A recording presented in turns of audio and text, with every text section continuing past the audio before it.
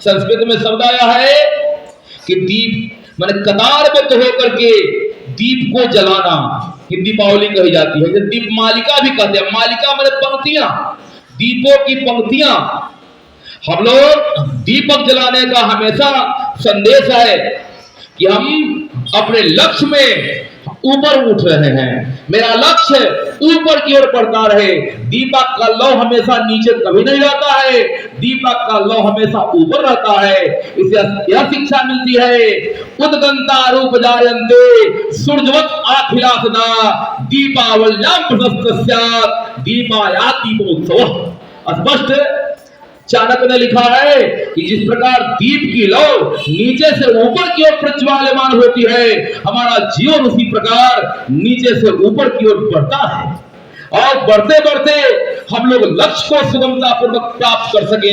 मेरे लक्ष्य में किसी प्रकार दीपक में क्या है, अनवरत जलता रहता है, अनवरत दीपक जलता है। उसी प्रकार हम लोग अनवरत प्रज्वाल्यमान रहे। कितनी अनेक कवि की रचना है कि वीर तुम बढ़े चलो, धीर तुम बढ़े चलो, सामने पहाड़ हो, सिंह की दहाड़ हो, ध्वज कभी झुके नहीं, दल कभी रुके नहीं, वीर तुम बढ़े चलो, धीर तुम बढ़े चलो। यह कवि की रचना आती है। हमेशा आगे बढ़ने का प्रेरणा स्रोत दीपावली का संदेश है और दीपावली के संदेश से यह शिक्षा मिलती है कि मेरा लक्ष्य मुझे पुकारता है, मैं लक्ष्य की ओर आज सुगमता पूर्वक आगे बढ़ सकूं। दीप जलाना और दीप का निर्वापन कर, निर्वापन मैंने बुझाना, दोनों का दो अर्थ है। आज के युग, आज के परिप्रेक्ष्य में, आज की स्थिति में लोग क्या करते हैं कि जन्म दिवस मनाते हैं। जन्म दिवस मनाते हैं तो जितने भी गुब्बारा आदि को फुलाते हैं, अलंकरण हेतु उसको लगाते हैं, मोमबत्तियां जलाते हैं, दीप को जलाते हैं और बाद में जो बुझा देते हैं। यह हमारी संस्कृति के खिलाफ बात है। कभी भी हमेशा जलाने का प्रयास करना चाहिए। आया था एक परियोजना गीत, समता के दीप जलाएंगे हम बदलेंगे जवाना। क्या इसका शाब्दिक अर्थ है? दीपक जलाना है, दीपक का निर्वापन नहीं करना है। उससे शिक्षा मिलती है जो सोनिका मैम के द्वारा बार बार कही भी जाती है, असतो मां सद्गमय तमसो मां ज्योतिर्गमय मृत्योर्मां अमृतम गमय। यह पंक्ति ऋग्वेद की है। सबसे प्राचीनतम वेद ऋग्वेद है और ऋग्वेद की यह पंक्ति है, असतो मां सद्गमय। हे ईश्वर, मुझे असतो मां, असत नहीं, मां नहीं, सद्गमय, सत्य की ओर ले चलो। एकदम संदेश मिलता है। तमसो मां, अंधकार नहीं, मां मन नहीं, अंधकार नहीं, ज्योतिर्गमय, प्रकाश की ओर ले चलो। मृत्योर मां, मृत्यु नहीं, अमृतम गमय, अमरता की ओर ले चलो। यह ऋग्वेद की पंक्ति का यह संदेश है कि हम असत्य के मार्ग से सत्य की ओर चले। अज्ञान स्वरूप जो मेरे जीवन में अंधकार है, दीप जलाने का यह भी संदेश है। हमारे जीवन में अज्ञान स्वरूप अंधकार है, तो अज्ञान स्वरूप अंधकार से हमारी विमुक्ति में हमें शिक्षा की ज्वाला जागृत हो सके, हम शिक्षित बन सके। हम सबों के अंदर ज्ञान की ज्वालाएं है।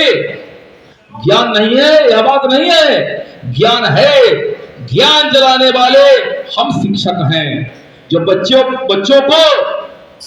के अंदर से ज्ञान की ज्वाला को प्रज्वालन कर सकते हैं।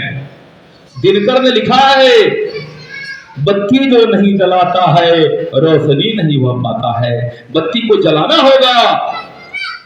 पीसा जाता विक्षुदंड झड़ती रस की धाराए खंड, मेहंदी जब सहती है प्रहार, बनती ललनाओं के श्रृंगार। हम फूल पिरोए जाते हैं, हम उनको गले लगाते हैं। दिनकर ने क्या लिखा है भाई?